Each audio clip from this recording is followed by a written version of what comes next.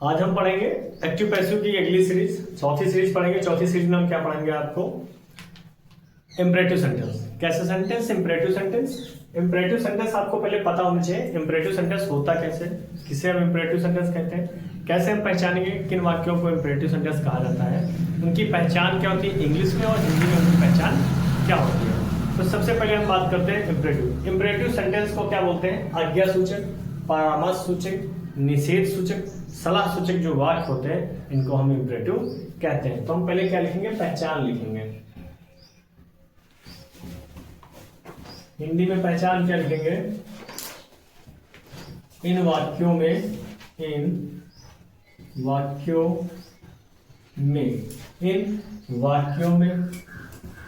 प्रार्थना, सलाह, सुझाव, निषेध,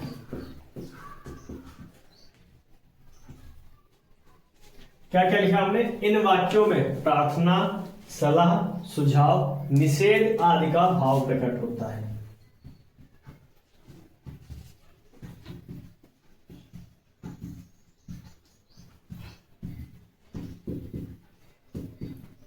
दूसरी बात आपको पता होना चाहिए, इंपरेटिव सेंटेंस हमेशा जो होता है वो प्रेजेंट में होता है। इसका जो सब्जेक्ट यू होता है वो छिपा रहता है। तो हम क्या लिखेंगे?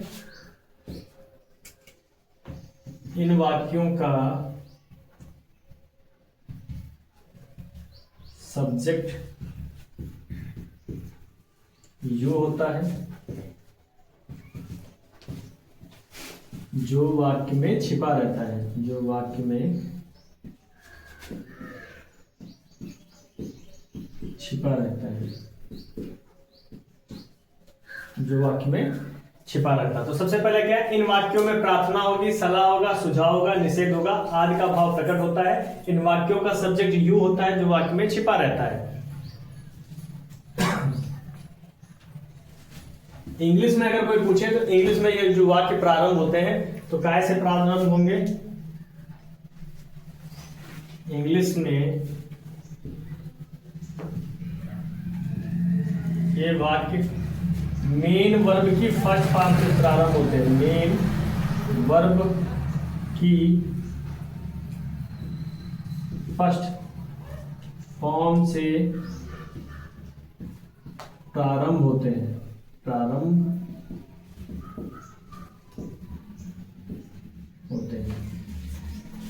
ये मेन वर्ब की फर्स्ट फॉर्म से प्रारंभ होते हैं। दूसरा कैसे प्रारंभ होंगे?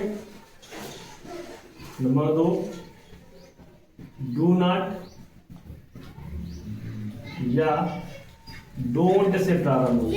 डू नॉट या डोंट से प्रारंभ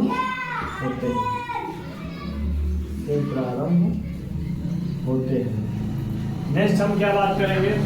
प्लीज से प्रारंभ होते हैं। और कैसे प्रारंभ होते हैं? प्लीज से प्रारंभ होते हैं। अब आपको पता होना चाहिए जब हम ऐसे वाक्यों का हम जब पैसिव बनाते हैं तो इनका जब हम पैसिव बनाएंगे तो हम लेट से भी बना सकते हैं, यू आर ऑर्डर्ड से, you are requested to, you are commanded to, you are suggested to से भी बना सकते हैं।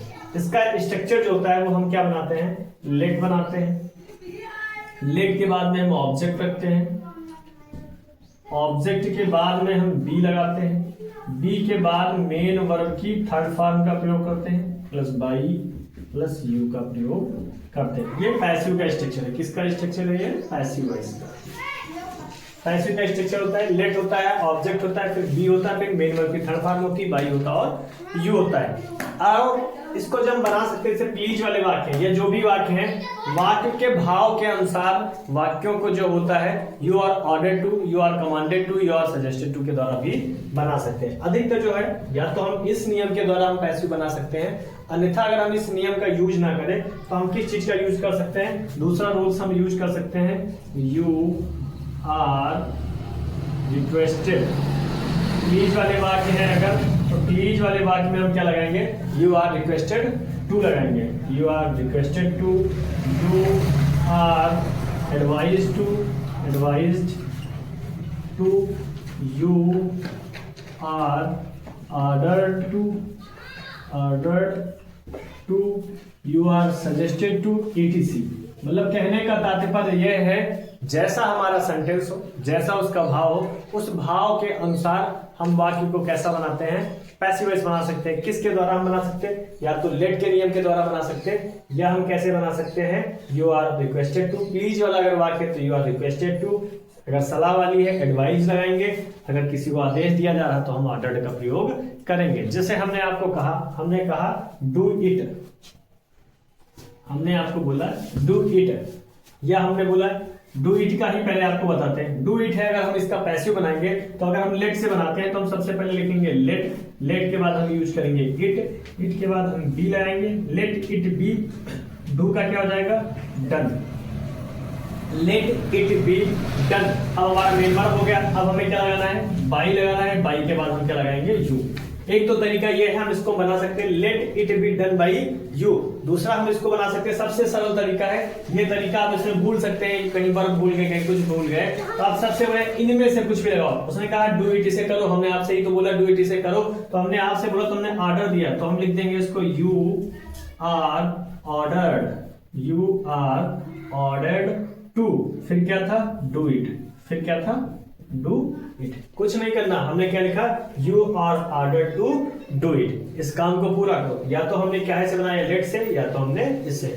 अभी यही हमने सेंटेंस होता, अगर नेगेटिव होता तो हम नेगेटिव सेंटेंस कैसे बनाते हैं? हमने लिखा होता do not open the window, open the door या विंडो, कुछ भी लिख सकते हैं। उसने कहा दरवाजा को मत खोलो, डोंट भी लिखा जा सकता है, इसको डू नॉट भी लिख सकते हैं, दोनों का सेंस सेम होता है। अब इसको जब हम आपको बताएंगे, इसका अगर हम पैसिव बनाएंगे, क्या बनाए हम? पैसिव अगर हम इसका डू नॉट ओपन द का बनाएंगे तो ये क्या बनेगा?